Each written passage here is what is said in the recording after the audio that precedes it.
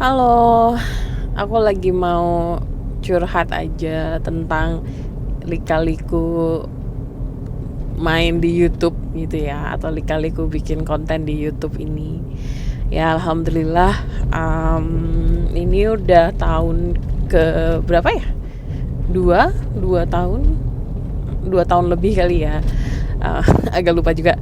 Sekitar udah sekitar 2 tahunan ini mulai rajin bikin video di YouTube gitu ya. Ya videonya sederhana sih, masih produksinya sendiri, masih rekaman sendiri, ngedit sendiri gitu ya, mikirin konsep dan segala macem ya. Ada beberapa kali misalnya videonya ini sebenarnya hasil dari ngobrol sama suami gitu ya, tapi ya setidaknya selama 2 tahun ini, kalau boleh bilang di rata-rata mungkin udah ada sekitar 300-an video ya. Mungkin seminggu tuh sekitar 2-3 video lah, alhamdulillah gitu.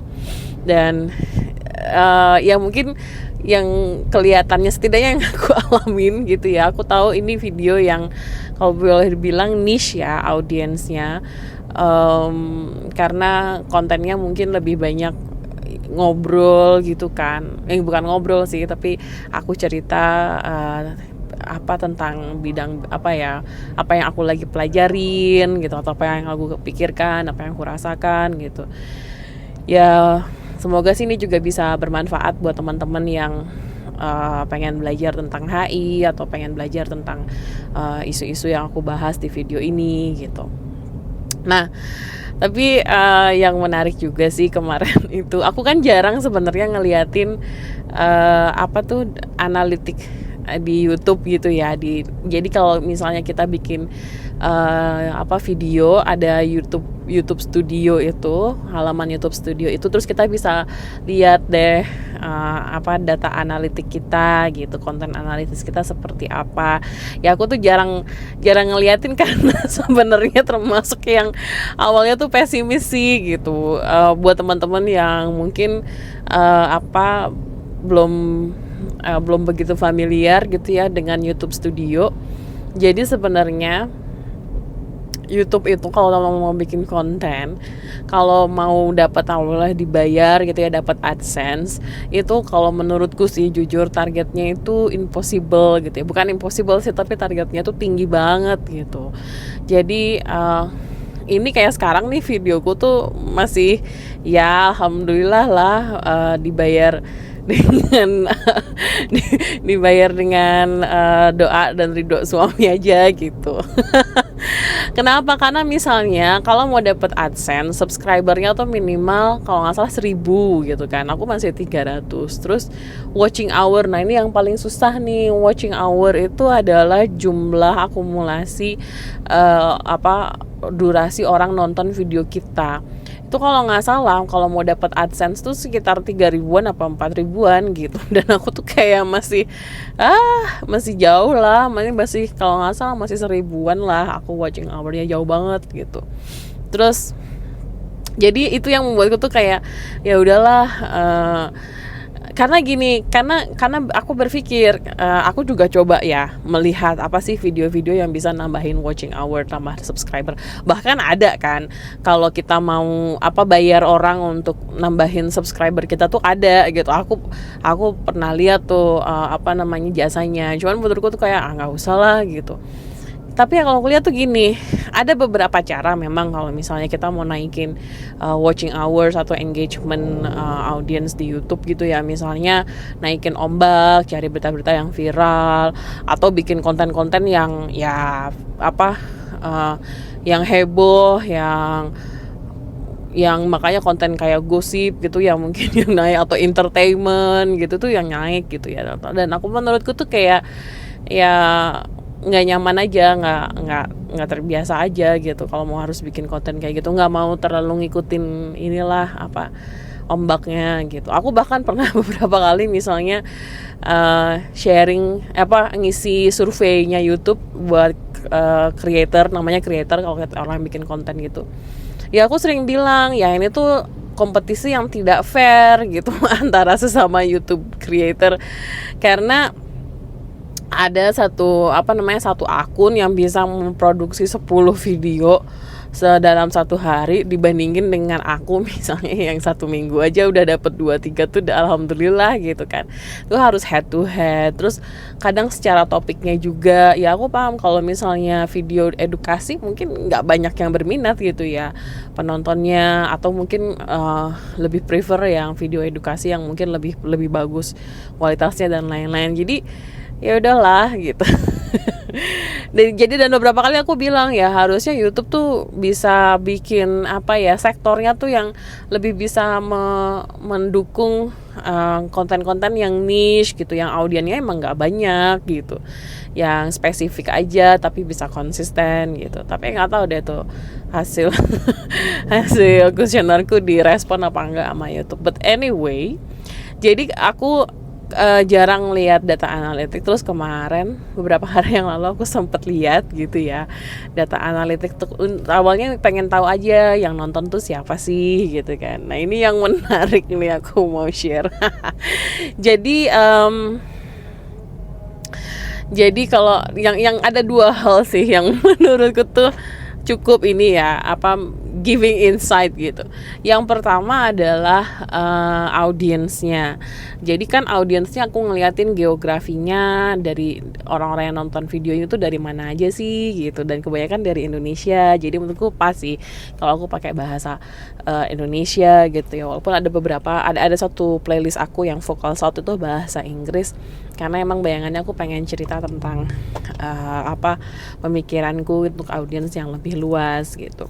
Terus geografi, terus gender ini yang menurutku cukup buat aku sih surprising ya, atau mungkin ya anyway. Jadi 80% penonton akun ini adalah laki-laki dan sisanya itu perempuan gitu. Nah itu yang menarik sih. Dan dari sisi umur, gender dan umur. Dan kalau umur yang paling banyak itu umur 25 sampai 34, itu hampir 30-40%. Terus 20%-nya tuh yang 35-40-an, seumuran aku kali ya, ke atas. Sama di bawahnya itu yang 18 sampai 25, mungkin usia mahasiswa gitu kali ya gitu. Jadi aku ngebayangin mungkin penonton akun ini adalah ya my peer gitu ya, yang seumuran atau yang lebih muda dan lebih muda dari aku atau lebih tua ada sedikit. Nah, tapi yang penasaran kenapa laki-laki ya gitu. Mungkin satu sisi juga karena kalau aku nggak tahu sih, kalau laki-laki mungkin seneng dengerin video, nonton video tuh sambil doing something gitu kali ya, mungkin sambil di jalan atau sambil kerja gitu ya. Aku nggak tahu sih, mungkin buat penonton laki-laki yang nonton akun ini bisa ngasih tahu kenapa nonton akun ini. Nah terus yang kedua nih yang lucu adalah traffic source-nya, atau di mana sumber viewer terbanyak dari akun ini gitu. Sorry aku ketawa dulu karena kan aku selain posting video ini, aku juga beberapa kali misalnya aku promote di sosial mediaku.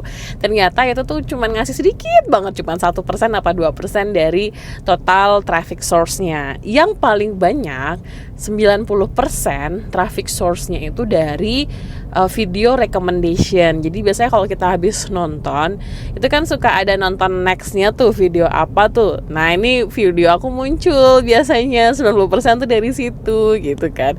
Nah terus kan aku penasaran nih, pengen tahu, dan emang disediain juga sama YouTube-nya. Rata-rata orang yang kalau bilang main atau nyasar ke akun ini, emang habis nonton video apa. Nah di situ ketika aku buka, astagfirullahaladzim, you don't wanna see it.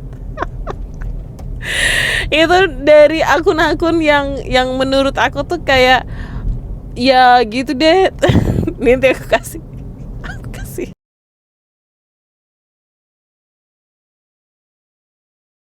screenshotnya di sini ya. Misalnya contoh yang pertama, Tante Gemes gitu judulnya. Tante Gemes apa ya kalau nggak salah. Jadi orang yang habis nonton Tante Gemes terus masuk ke sini, dan dia menyumbang sekitar 600 apa 700 viewer ke akun aku. Jadi makasih Tante Gemes. udah jadi traffic source video ini gitu. Terus aku coba nonton kan, aku penasaran gitu, tapi then I regret that decision. So yeah, but anyway, what do I need to learn? Menurutku again, aku ya hal-hal kayak gini tuh membuatku lebih ini aja sih, lebih aware dengan bagaimana algoritma itu bekerja gitu ya. Bahwa ya menurutku balik lagi, kalau aku ngonten cuman buat ngikutin algoritma, sayang sih di aku ya. Aku ngerasa sayang aja sih kualitasnya, jadinya nggak apa ya, menurutku nggak genuine gitu. Padahal kalau yang aku bayangin bikin video ini, aku sebenarnya pengen genuine, pengen sharing aja gitu, pengen berbagi pemikiran, berbagi apa yang aku pelajarin buat teman-teman yang emang berminat studi HI ataupun studi lain yang aku bahas dalam video ini. Itu aja sih sebenarnya niatnya. So ya buatku, buat teman-teman yang juga sepemikiran gitu ya, mungkin terima kasih udah support akun ini, makasih udah dengerin, makasih udah nonton video ini, udah subscribe juga. Aku cuma mau bilang makasih banyak ya. Aku bersyukur gitu udah selama 2 tahun ini udah bisa lumayan konsisten. Mudah-mudahan nanti bisa lebih baik lagi videonya, terus mungkin nanti bisa lebih interaktif lagi, dan semoga bisa lebih bermanfaat. Makasih ya udah dengerin.